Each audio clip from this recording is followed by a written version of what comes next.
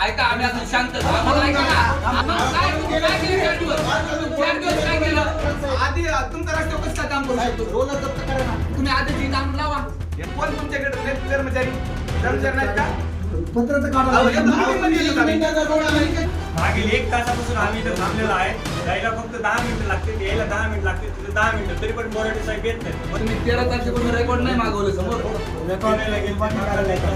त्याचा अहवाल आम्ही मागितलेला आहे संबंधित शाखा अभियंत्याला. संबंधित शाखा अभियंत्याला आम्ही 2-3 दिवसामध्ये वस्तुनिष्ठ अहवाल सादर करू. त्याच्यामध्ये काय आहे ते रोड कधी झालेला आहे नाहीतर त्याच्यामध्ये त्याचा वस्तुनिष्ठमध्ये कामाचे कार्यारंभ आदेश कधी, काम कधी झालं हे रेकॉर्ड तपासून आम्ही त्याची पूर्ण सखोल माहिती. याची वर्क ऑर्डर वगैरे हे किती तारखेची होती आणि ह्या किती दिवसांपासून हे सगळं निष्पन्न झाले ते आम्ही रेकॉर्ड बघून त्याची तारखा कधी दिलेले ते सांगा ना त्यांना. आम्ही त्याला पत्र विभागाला दिलं साहेब. आपण किती तारखेला आमच्याकडं 23 तारखेला आलं तर आम्ही 24ला शाखा अभियंत्याला पत्र केलं. 23 तारखेला तुमच्याकडे आलेले.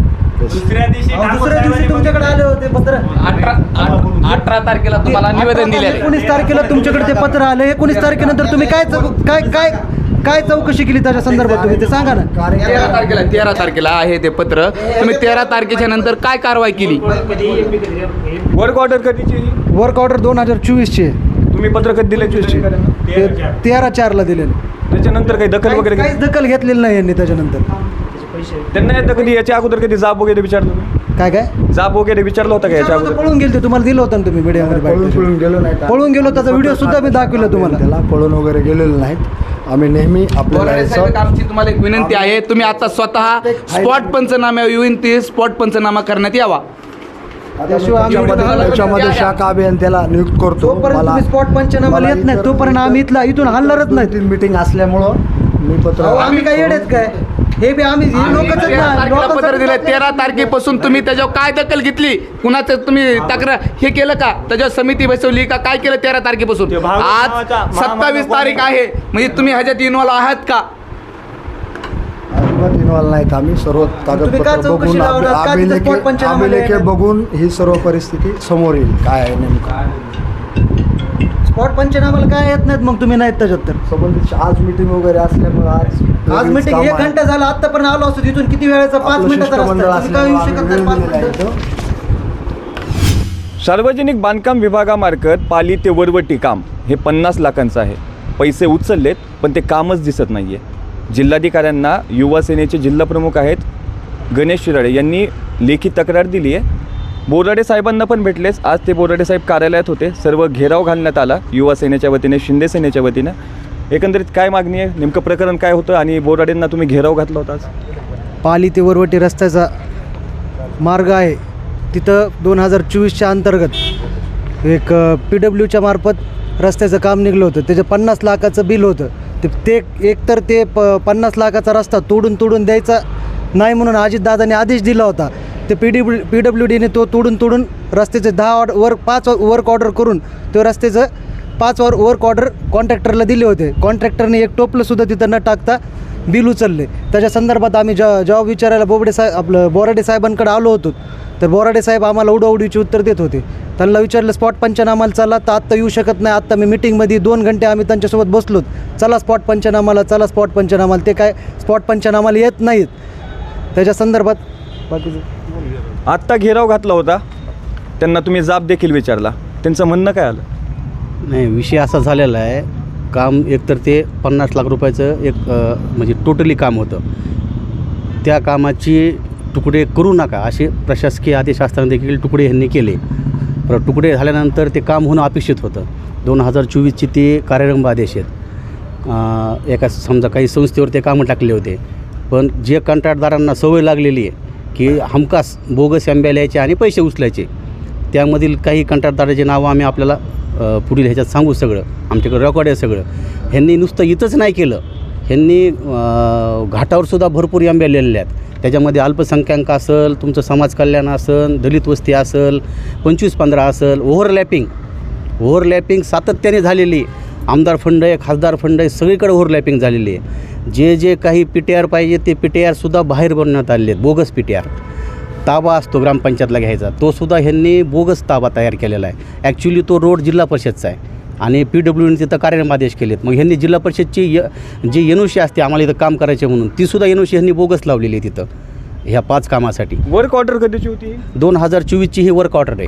बरं, 2024ची वर्क ऑर्डर आहे. ह्यांनी आत्ता कालच्या मार्च महिन्यामध्ये MB रेकॉर्ड केली.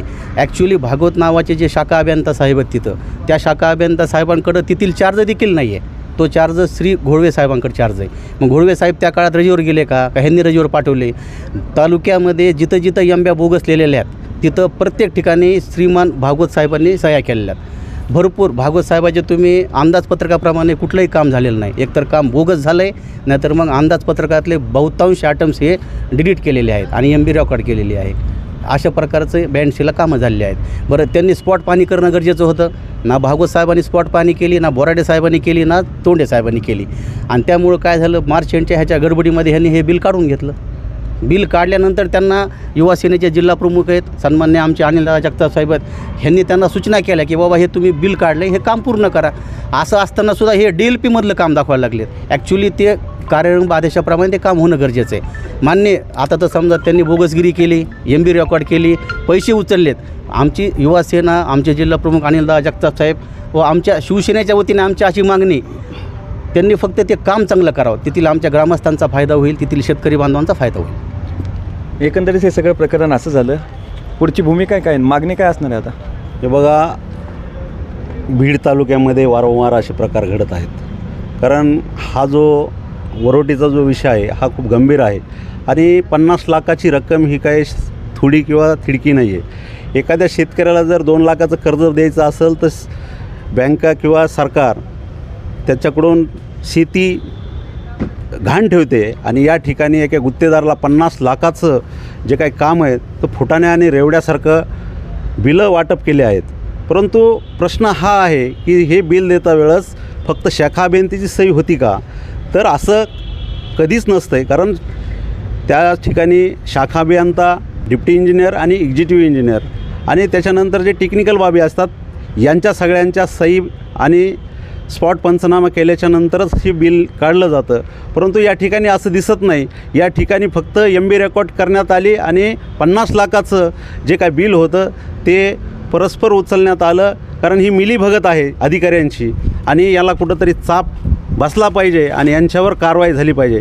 कारण आम्ही महाराष्ट्रामध्ये आदरणीय एकनाथरावजी शिंदेसाहेब यांच्या मार्गदर्शनाखाली आणि जिल्ह्यामध्ये अनिलदादा जगताप यांच्या मार्गदर्शनाखाली काम करतो. परंतु या ठिकाणी अधिकारी हे उद्धट भाषेमध्ये, आमचा जर एखादा कार्यकर्त्यांनी फोन लावला तर फोन उचलला जात नाही आणि इथं 50-50 लाखाचे 50-50 कोटीचे बिलं असे फुटाण्या रेवड्यासारखे वाटप केले जाते. याची चौकशी नक्की झाली पाहिजे आणि जो काही शाखा अभियंता असेल त्याला सस्पेंड केलं पाहिजे असं आमची शिवसेनेच्या वतीने आणि युवा सेनेच्या वतीने मागणी आहे. आमची जिल्हाधिकाऱ्यांना विनंती आहे की हे प्रकरण गंभीर आहे, आपण याची दखल घेतली पाहिजे. 5-10 लाख नाही, 50 लाखांचं काम आहे. पाली ते वरवटे रस्त्याचं, रस्ता तर झालाच नाही आहे, बोगस बिल उचलले 50 लाख रुपयांचं. सध्या नेमकी खरी परिस्थिती, सत्य परिस्थिती अशी आहे महाराष्ट्रात बीड जिल्ह्याची, गुन्हेगारांचा जिल्हा म्हणून तर ओळख झालीच आहे बीड जिल्ह्याची. आता सध्या सगळ्यात मोठा प्रश्न आहे की बीड जिल्हा हा भ्रष्टाचारांचा सुद्धा जिल्हा आहे का? हा महाराष्ट्राला, सामान्य जनतेला पडलेला सर्वात महत्त्वाचा आणि मोठा प्रश्न आहे. कॅमेरामॅन मुकुंद चिंचकरसोबत मी बालाजी शिंदे, लोकाशा TV बीड.